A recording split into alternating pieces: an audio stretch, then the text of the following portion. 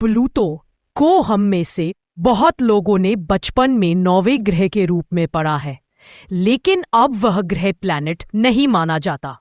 तो सवाल है, प्लूटो को ग्रह का दर्जा क्यों छीन लिया गया, बल्कि 2006 में उसे बौना ग्रह ड्वार्फ प्लैनेट घोषित कर दिया गया। 1.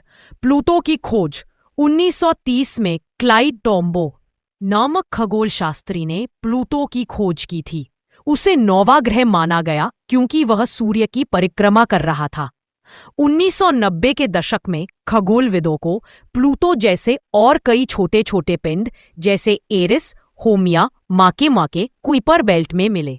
इन सभी की विशेषताएं प्लूटो से मिलती जुलती थी। अब प्रश्न उठा, क्या हम इन सब को ग्रह माने या फिर परिभाषा बदले?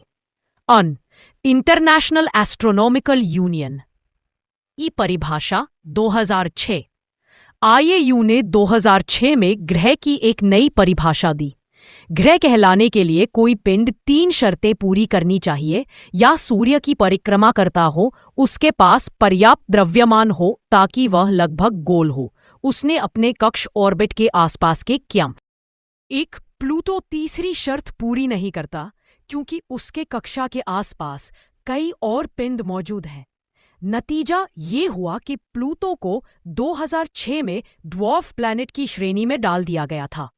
इसलिए अब उसे ग्रह नहीं बल्कि बौना ग्रह कहा जाता है।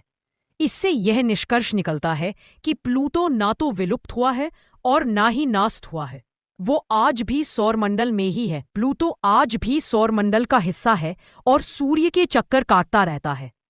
प्लूटो की सतह पर बर्फ और चट्टान की सतह है। इसमें नाइट्रोजन, मीथेन और कार्बन मोनोऑक्साइड जैसी गैसों की परत होती है। प्लूटो 2 प्लूटो की सतह पर बर्फ पहाड़ और कुछ घटिया है जो बर्फ की है। वहां जीवन संभव नहीं है क्योंकि जल गर्मी वातावरण नहीं है जो जीवन के लिए आवश्यक है। प्लूटो को सूर्य की परिक्रमा करने में 245 पृथ्वी वर्ष लगते हैं। प्लूटो के 5 चंद्रमा है। सबसे बड़ा केरन है, ये लगभग प्लूटो का आधा है और वे दोनों एक दूसरे के चारों ओर घूमते हैं। 2015 में पहली बार नासा का न्यू हॉरिजन्स यान प्लूटो के सतह पर पहुंचे और उसकी हाई रेजोल्यूशन तस्वीर भेजी थी। इस तस्वीर से हम सबको ये पता चला कि प्लूटो एक सक्रिय जटिल भौगोलिक पिंड है।